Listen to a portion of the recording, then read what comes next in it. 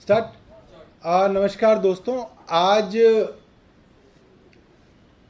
की प्रेस वार्ता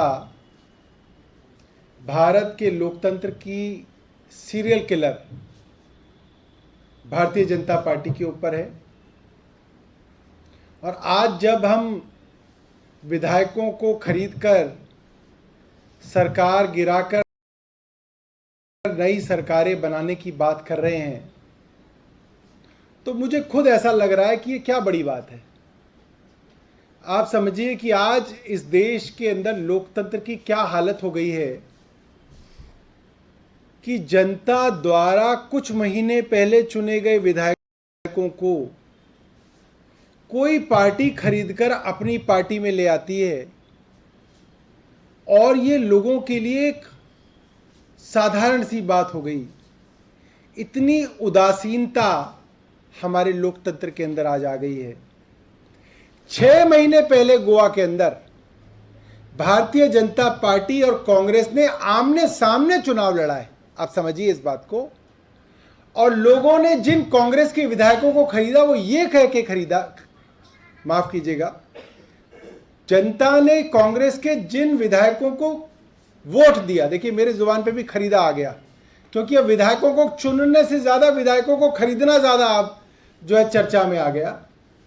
मतलब जनता ने जिन कांग्रेस के विधायकों को वोट दिया वो इसलिए दिया कि वो बीजेपी को नहीं वोट देना चाहते, वो बीजेपी को नहीं चाहते, वो बीजेपी की सरकार से खुश नहीं है, इसलिए उन्होंने कांग्रेस को वोट दिया और कांग्रेस को वोट देकर जिताया।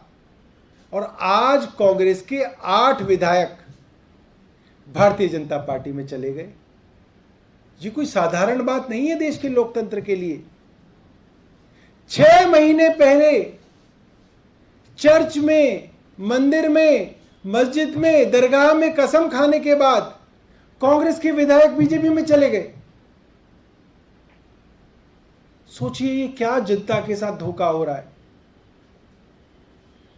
और आप अगर एक हफ्ते पहले बीजेपी से पूछ लेते कि अरे क्या गोवा के अंदर भारतीय जनता पार्टी कांग्रेस के विधायक खरीद रही है, वो कहेगी हाँ हम लेंगे इनके विधायक, हम तो बिल्कुल ना लें। यही महाराष्ट्र में हो रहा था। महाराष्ट्र में पूछा गया देवेंद्र फडणवीस से, आप एकनाथ से संपर्क में हैं? हमारा क्या लेना देना, ये तो इनके शिवसेना का जो है आंतरिक मामला चल रहा है। और खरीद फरोख्त होने के बाद देवेंद्र फडणवीस आ जाते हैं। बिल्कुल ऐसे ही गोवा के अंदर हुआ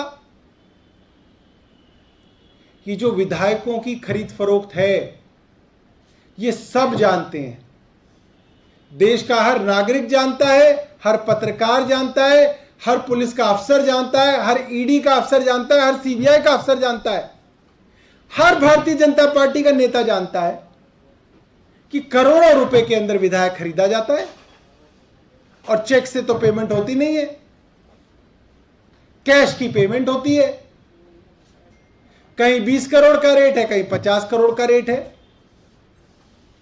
अब गोवा के अंदर 8 विधायक एक पार्टी से दूसरी पार्टी गए हैं, तो क्या इसकी जांच नहीं होनी चाहिए? क्या सीबीआई को छापे नहीं मारने चाहिए? क्या ईडी को केस दर्ज नहीं करना चाहिए कि ये कैसे हो गया? मगर कोई करने के लिए तैयार नहीं है। भारतीय जनता पार्टी इसके ऊपर आवाज उठाने के लिए तैयार नहीं है, क्योंकि ये ऑपरेशन लोटस है। और यही operation lotus Bharatiya Janata party ने दिल्ली के अंदर कोशिश की। मनीष सिसोदिया जी को ईडी से, सीबीआई से केसों में डराकर डराया धमकाया गया, छापे मारे गए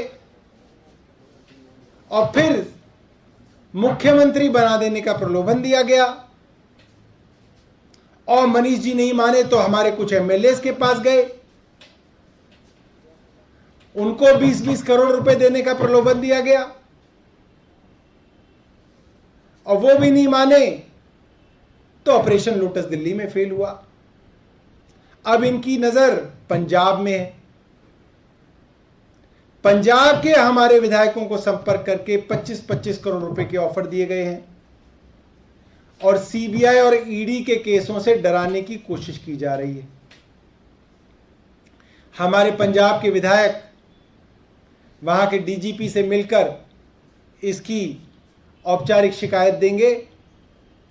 सीबीआई को भी हमने शिकायत दी, मगर आप देखिए सीबीआई ने अब तक उसमें कोई जांच नहीं शुरू की। हमने सीबीआई को भी शिकायत की कि पूरे हिंदुस्तान के अंदर जिस तरीके से भारतीय जनता पार्टी विधायकों की खरीद फरोख्त करती है, ईडी और सीबीआई से विधायकों को धमकाकर उनको अपनी तरफ लाती है, इसकी जांच होनी चाहिए। कोई जांच अभी तक सीबीआई ने दर्ज नहीं की है, कोई जांच अभी तक शुरू नहीं की है। मैं सिर्फ ये कहना चाहता हूं कि आज हिंदुस्तान के अंदर अगर भारतीय जनता पार्टी किसी से डरती है तो अरविंद केजरीवाल से डरती है। उन्हें मालूम है कि अरविंद केजरीवाल का एक विधायक तो दूर, अरविंद केजरीवाल के एक वॉलंटियर को खरीदने की भी हैसियत भारतीय जनता पार्टी के अंदर नहीं है। और हम दोबारा से ये मांग करते हैं कि सीबीआई इसकी जांच करे, किस तरीके से दिल्ली के अंदर, पंजाब के अंदर इतना करोड़ों रुपए का कैश भारतीय जनता पार्टी के पास है। हमारे विधायकों ने पूछा तो बताया पंजाब के अंदर 55 विधायकों को खरीदने की प्लानिंग है। एक विधायक को 25 करोड़ रुपए का ऑफर दिया जा रहा है। अगर विधायक और विधायकों को लेके आए तो 50 से 60 करोड़ रुपए की बात भी उससे कही जा रही है। किसी को मंत्री बनाने की बात कह रहे हैं, किसी को चेयरमैन बनाने की बात कह रहे हैं। और इस पैसे को ही जोड़ लिया जाए 25 करोड़ 55 विधायकों के नाम से तो 1375 करोड़ रुपए बनते हैं। 20 करोड़ रुपए दिल्ली में ऑफर दिया, 40 विधायकों का प्लान था, 800 करोड़ रुपए दिल्ली के हिसाब से बनते हैं। 800 करोड़ और 1375 करोड़ जमा कर ले तो 2175 करोड़ रुपया कैश भारतीय जनता पार्टी के पास सिर्फ दिल्ली और पंजाब के विधायकों को खरीदने के लिए है। क्या कोई सीबीआई, क्या कोई ईडी इसकी जांच करेगी? इतना पैसा भारतीय जनता पार्टी के पास कहां से आया? जाहिर सी बात है, जिन करोड़पति उद्योगपतियों को 10 लाख करोड़ रुपए की कर्जे की माफी दी, उन्हीं उद्योगपतियों से यह हजारों करोड़ रुपए आया। क्या इस देश के अंदर सीबीआई और ईडी की जांच करेगी?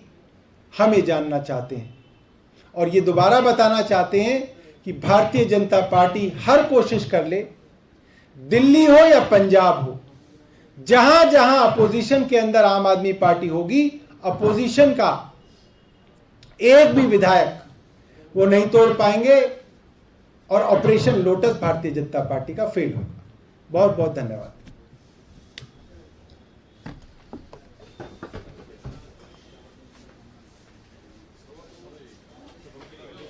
डालेंगे तो मैं किसी